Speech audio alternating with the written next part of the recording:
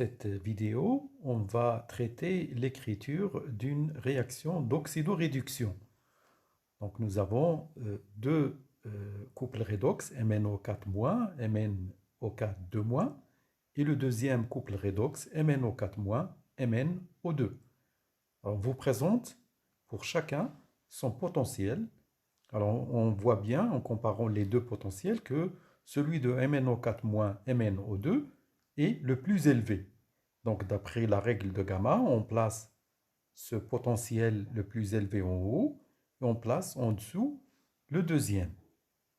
Et on applique gamma dans ce sens-là. Voilà. Alors on s'aperçoit que l'oxydant le plus fort, ça correspond à MnO4- du couple redox du haut, qui va réagir avec le réducteur le plus fort du deuxième couple, c'est-à-dire MnO4-2-. Alors on sait bien que la réaction d'oxydoréduction est effectuée entre deux couples redox, c'est-à-dire qu'il s'agit d'un transfert d'électrons entre les deux couples redox. L'un libère des électrons et l'autre capte ces électrons. Donc, c'est en général la réaction d'oxydoréduction. Du coup, on aura deux demi-réactions. Une demi-réaction qui correspond au premier couple redox, une deuxième demi-réaction qui correspond au deuxième couple redox. Alors, dans la première, c'est-à-dire celle-là, on a MnO4-, c'est-à-dire MnO4-. Je reprends ici. Voilà. Donc MnO4- qui va réagir pour donner MnO4 ou plutôt MnO2. C'est bien le couple MnO4- MnO2. Donc MnO4- ça va capter des électrons pour se transformer en MnO2. Alors, de point de vue charge, qu'est-ce qu'on a? Ou plutôt l'équilibre de point de vue atomique. Donc Mn, c'est correct. Pour les oxygènes, on a 4 oxygènes. Par contre, ici, on a 2 oxygènes. Donc, il y a un déséquilibre. Il faut rajouter des espèces qui contiennent de l'oxygène. Donc, on est au milieu basique, donc on peut proposer 4, plutôt des OH. Je reprends ici.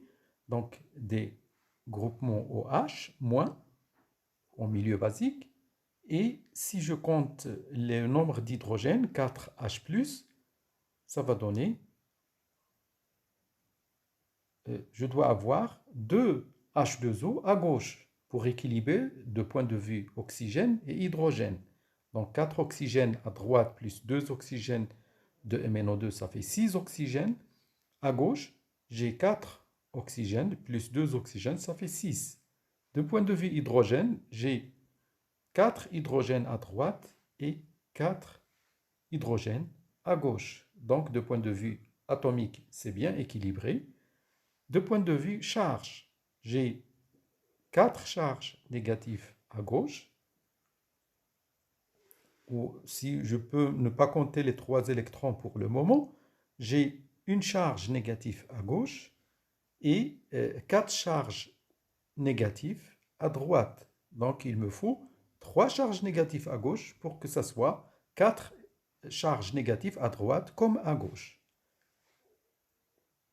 On passe à la deuxième demi-réaction qui correspond au couple redox, c'est-à-dire au deuxième, celui-là, MnO4-, MnO4-2-.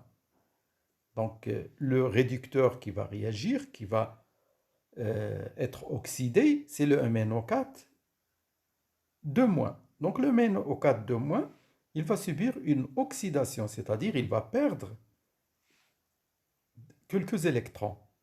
On va vérifier. Donc, le MnO4-2-, il va se transformer en MnO4-. Et donc, on passe de 2 charges négatives à une charge négative à droite. Donc, on est obligé de rajouter une charge négative à droite, ce qui fait, c'est équilibré de point de vue charge. Alors, de point de vue atomique, c'est équilibré. On a Mn à gauche, Mn à droite, et on a 4 oxygènes à gauche comme à droite. Donc, les deux demi-réactions sont bien équilibrées ici. Voilà. Alors, on a presque terminé. Alors, qu'est-ce qu'il faut pour écrire l'équation finale, qui est celle-là? Il suffit de reporter ces deux équations redox ici, hein, on les reprend ici, et on constate que dans la deuxième, on a un électron. Par contre, dans la deuxième, on a 3 électrons. Alors, il faut les équilibrer de manière à ce qu'on aura le même nombre d'électrons dans l'équation qui correspond à une réduction, comme dans le cas de l'oxydation. Parce que dans une réaction d'oxydoréduction, il y a un nombre bien précis d'électrons qui est cédé d'un côté et qui est capté de l'autre côté. Il n'y a pas deux nombres d'électrons différents. Il y a un seul nombre d'électrons. Donc, on est obligé d'équilibrer de point de vue charge, c'est-à-dire de point de vue électron.